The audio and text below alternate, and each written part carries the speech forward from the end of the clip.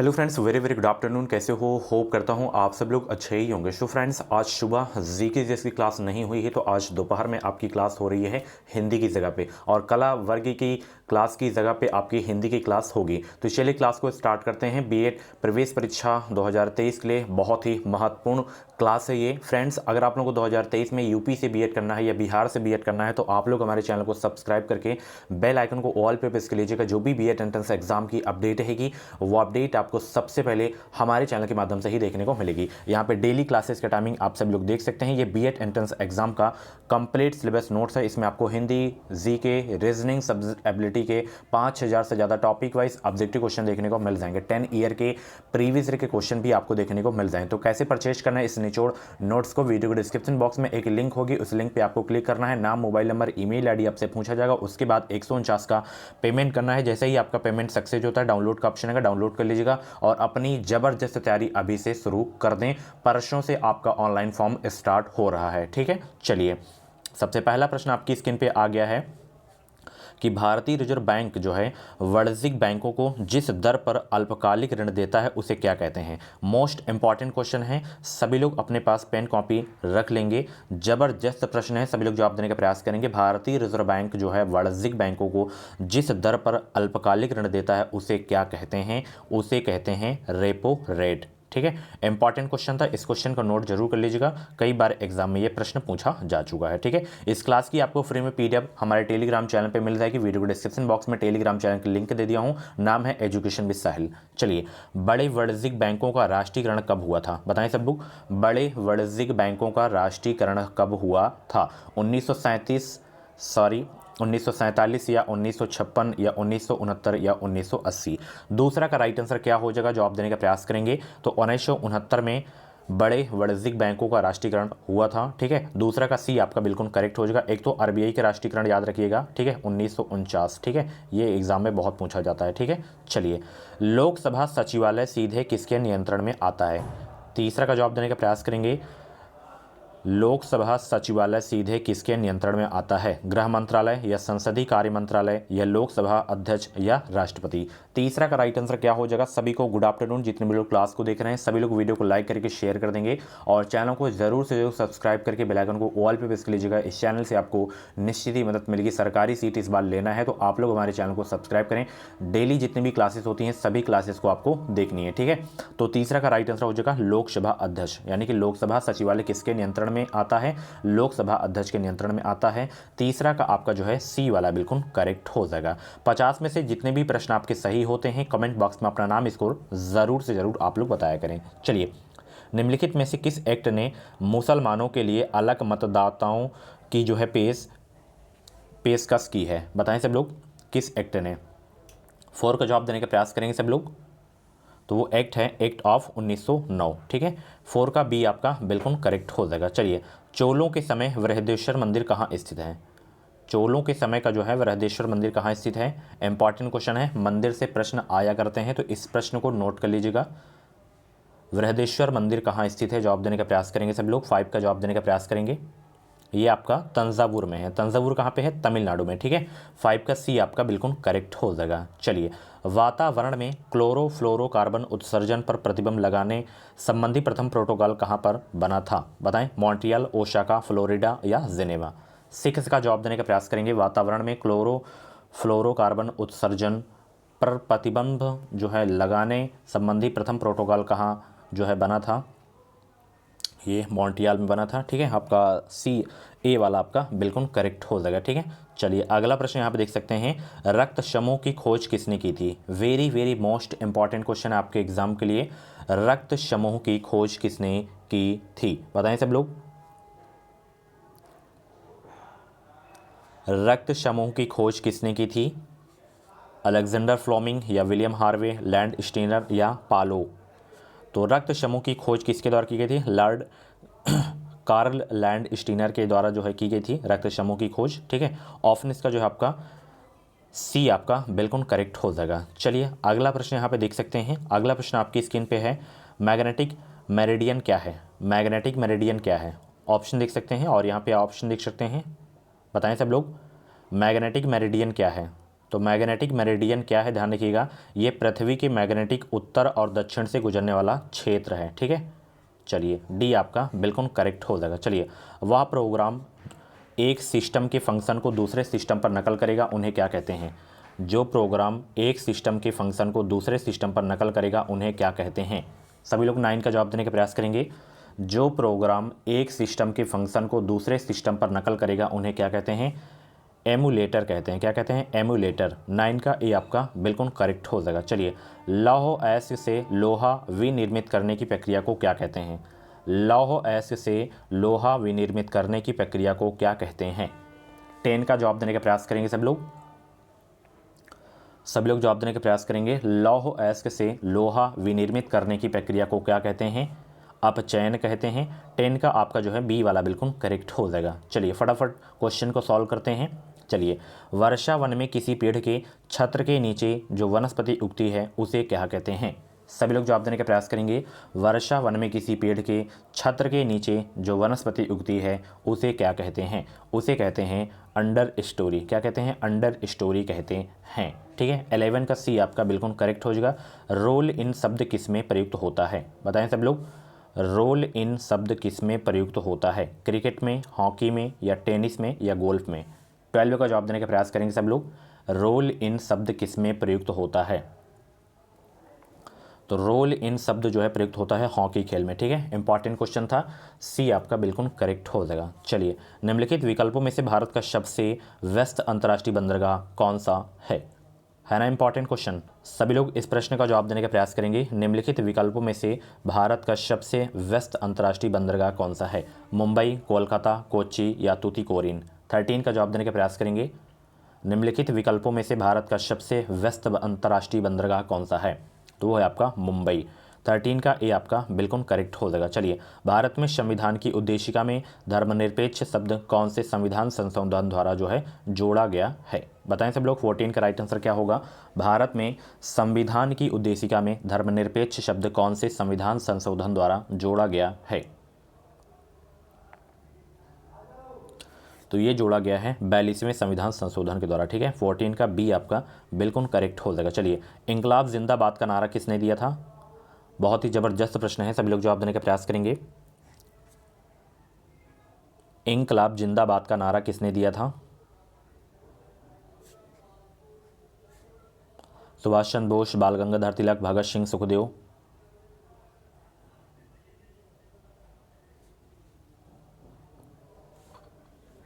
तो इंकलाब जिंदाबाद का नारा दिया गया था भगत सिंह और उसके साथियों के द्वारा। ठीक है, तो यहाँ पे सी आपका बिल्कुल करेक्ट हो जाएगा। चलिए, अगला प्रश्न है, विश्व की सबसे बड़ी coral reef great barrier reef कहाँ स्थित है?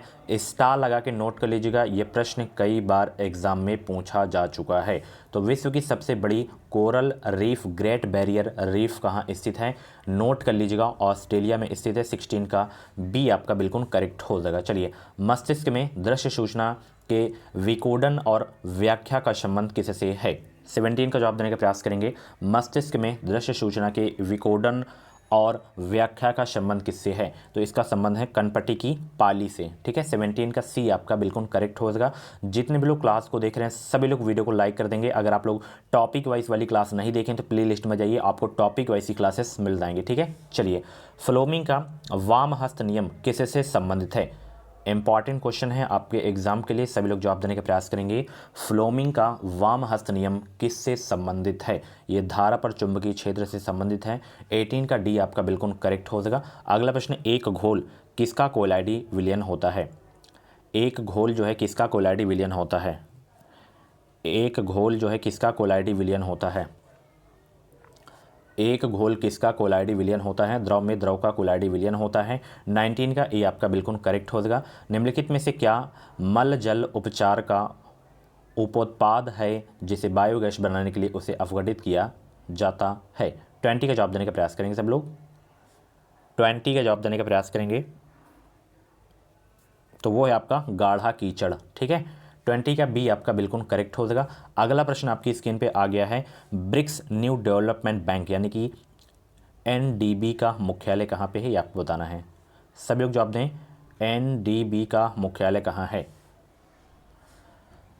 तो इसका मुख्यालय है संघाई में, ठीक है। 21 का ए आपका बिल्कुल करेक्ट हो जाएगा। निम्नलिखित में से कौन सा इराकी शहर टिग्रिस नदी के किनारे बसा हुआ है? बताएं सब लोग, कौन सा इराकी शहर टिग्रिस नदी के किनारे बसा हुआ है? वो है आपका बगदाद। बगदाद आपका जो है टिग्रिस नदी के किनारे बसा हुआ है। 22 का ए आपका बिल्कुल करेक्ट हो जाएगा। मानव विकास सूचकांक कौन तैयार करता है? बताएं सब लोग, बहुत इंपॉर्टेंट क्वेश्चन, स्टार लगा के नोट कर लीजिएगा। मानव विकास सूचकांक कौन तैयार करता है? तो मानव विकास सूचकांक कौन तैयार करता है? संयुक्त राष्ट्र विकास कार्यक्रम तैयार करता है, ठीक है। 23 का ए आपका बिल्कुल करेक्ट हो जाएगा, ठीक है। इंपॉर्टेंट क्वेश्चन था आपके एग्जाम के लिए। चलिए अगला प्रश्न, उबेर कप का संबंध किस खेल से है? Very very most important question, star लगा के नोट कर लीजिएगा। उबेर कप का संबंध किस खेल से है? बैडमिंटन से हो जाएगा, ठीक है। 24 का सी आपका बिल्कुल करेक्ट हो जाएगा। ये प्रश्न कई बार एग्जाम में पूछा जा चुका है, नोट कर लीजिएगा इस प्रश्न को। प्याज में खाद्य पदार्थ किस रूप में संचयित होता है? 25 का जवाब दें।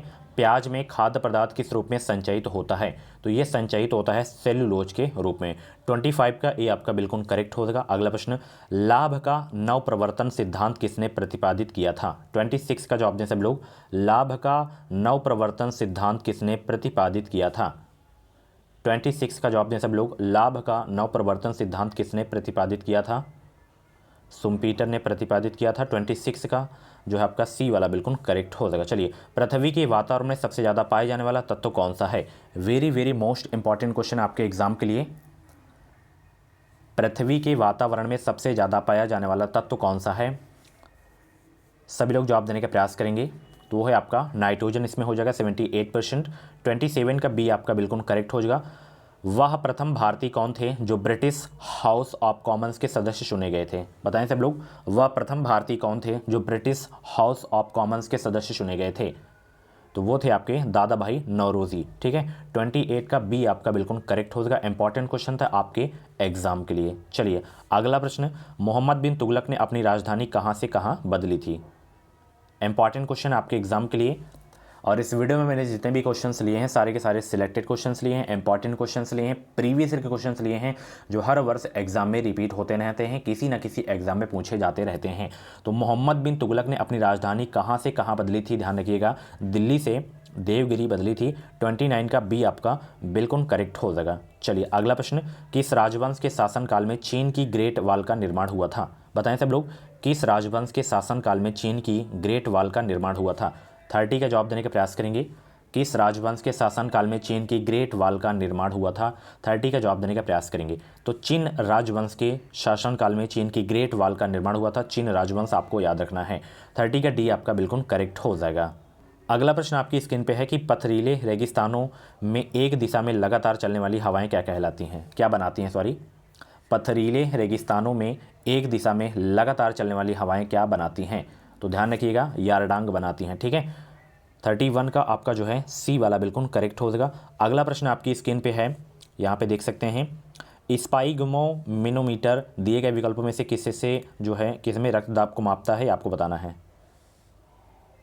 स्पिग्नोमैनोमीटर भी आपको देखने को मिलता है कहीं कहीं। धमनियों सही हो जाएगा इसका, ठीक है। चलिए आगे चलते हैं। एक्स किरणों के उत्सर्जन का प्रतिकूल प्रभाव क्या है? बताएं सब लोग, एक्स किरणों के उत्सर्जन का प्रतिकूल प्रभाव क्या है? रमन प्रभाव, कॉम्पटन प्रभाव, जीवन प्रभाव, प्रकाश वैद्युत प्रभाव। एक्स किरणों के उत्सर्जन का प्रतिकूल प्रभाव क्या है?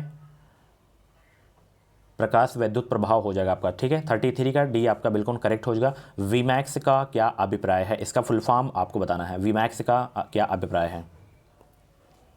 34 का जवाब दें सब लोग, वीमैक्स का क्या अभिप्राय है?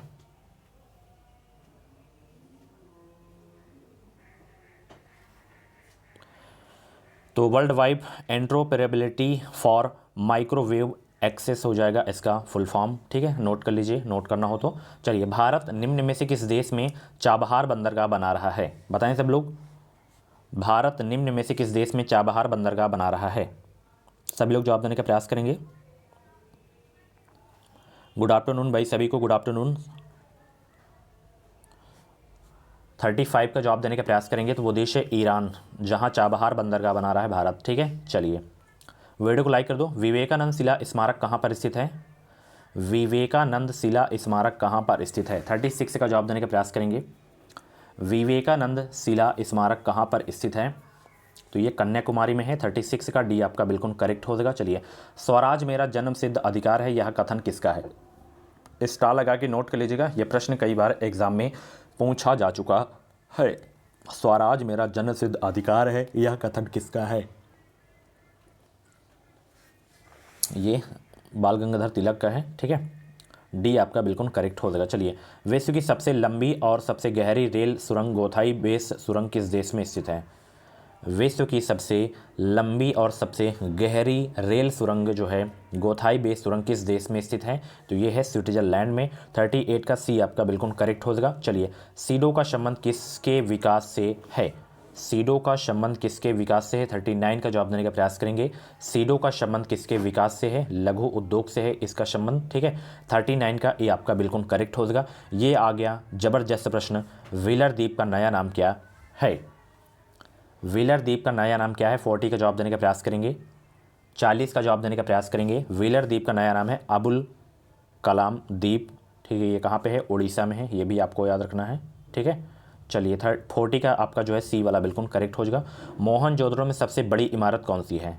बताएं सब लोग, मोहनजोदड़ो में सबसे बड़ी इमारत कौन सी है?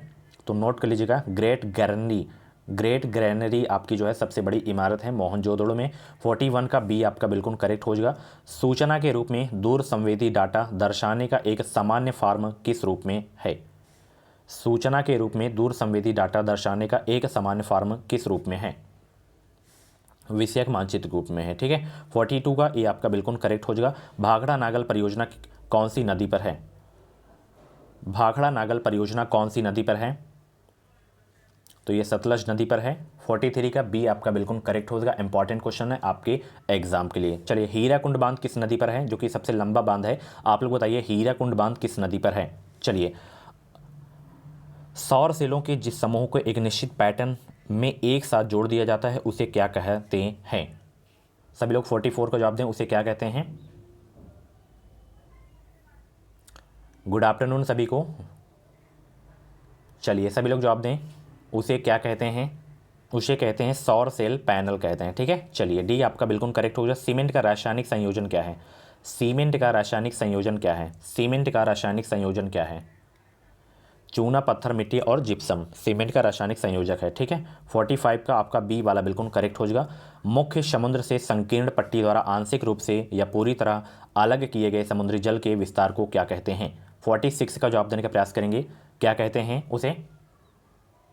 लैगून कहते हैं। क्या कहते हैं? लैगून कहते हैं। 46 का सी आपका बिल्कुल करेक्ट हो जाएगा। चलिए, अगला प्रश्न यहाँ पे, सिग्मोइड कोलन किसका भाग है? सिग्मोइड कोलन किसका भाग है? सिग्मोइड कोलन किसका भाग है? सिग्मोइड कोलन किसका भाग है? बड़ी आंत का भाग है। 47 का बी आपका बिल्कुल करेक्ट हो जाएगा। चलिए, अराजकतापूर्ण तथा क्रांतिकारिता अपराध कानून को किस लोकप्रिय रूप में जाना जाता है? 48 का जवाब दें सब लोग, किस रूप में जाना जाता है? रॉलेट एक्ट के रूप में जाना जाता है। ठीक है, चलिए, 48 का ए आपका बिल्कुल करेक्ट हो जाएगा। कतई जहर वाला प्रश्न था, इंपॉर्टेंट क्वेश्चन था। आगे चलते हैं। मांसपेशी को हड्डी से जोड़ने वाले ऊतक को क्या कहते हैं? मांसपेशी को हड्डी से जोड़ने वाले ऊतक को क्या कहते हैं? टेंडन कहते हैं। क्या कहते हैं? टेंडन कहते हैं। 49 का सी आपका बिल्कुल करेक्ट हो जाएगा। भारतीय नागरिकता किसके द्वारा दी जाती है? भारतीय नागरिकता किसके द्वारा दी जाती है? गृह मंत्रालय द्वारा दी जाती है। ठीक है, सो फ्रेंड्स, ये थी आज की जीके जीएस की स्पेशल क्लास। कैसी लगी क्लास? कमेंट बॉक्स में अपना फीडबैक जरूर दीजिएगा और 50 में से जितने भी प्रश्न आपके सही हुए हों कमेंट बॉक्स में नाम स्कोर जरूर देगा। और ऐसी ही डेली क्लासेस देखने के लिए आप लोग हमारे चैनल को सब्सक्राइब करके बेल आइकन को ऑल पे प्रेस कर लीजिएगा। जो भी बीएड एंट्रेंस एग्जाम की अपडेट है वो अपडेट आपको सबसे पहले हमारे चैनल के माध्यम से ही देखने को मिलेगी। मिलते हैं अगली क्लास पे। Thank you so much. Video को लाइक कर दीजिएगा, शेयर कर दीजिएगा और चैनल को जरूर से जरूर सब्सक्राइब करके रखिए। बेल आइकन को ऑल पे प्रेस करके रखिएगा ताकि कोई भी बीएड की अपडेट आए, फॉर्म से रिलेटेड कोई भी अपडेट है वो अपडेट आपको सबसे पहले हमारे चैनल के माध्यम से मिल सके। Thank you so much. मिलते हैं अगली क्लास पे।